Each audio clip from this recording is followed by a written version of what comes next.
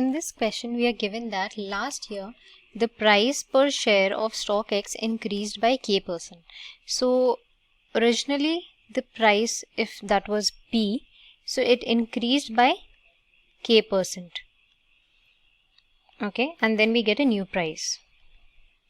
And the earnings per share, so we have the earnings, this increased by M%, and we have new earnings per share. And we also know that K is greater than M. We have to find out what percent is the ratio of price per share. Now what is the meaning of price per share? Just like this was price per share, so that is for one share, right?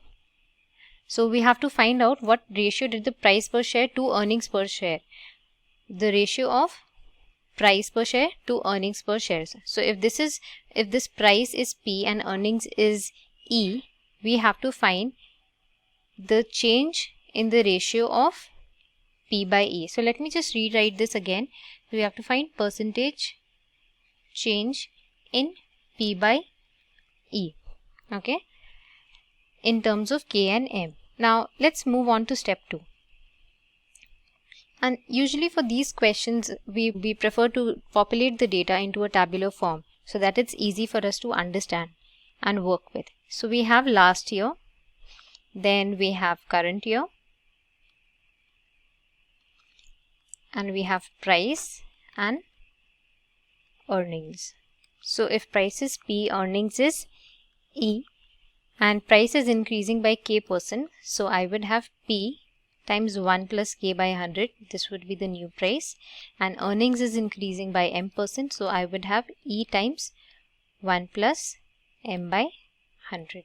Okay, now if I simplify this, I can write this as P times 100 plus K by 100, and this as P E times 100 plus M by 100.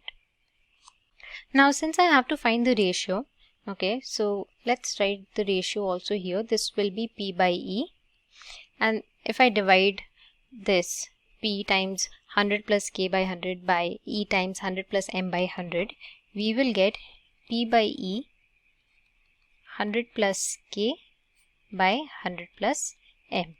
Now I have to find the percentage change. So let's move on to step 3 and calculate the value. Now there is one thing that I would want to mention here. So to find the percentage change, we usually do final value minus initial value by initial times 100.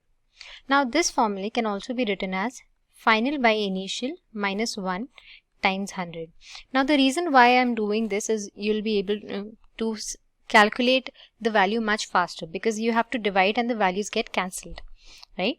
So let's take the final value. This is going to be P by E times 100 plus K by 100 plus M divided by P by E, and this has to be subtracted and multiplied by 100. So P by E and P by E gets cancelled and we are left with 100 plus K by 100 plus M minus 1 times 100.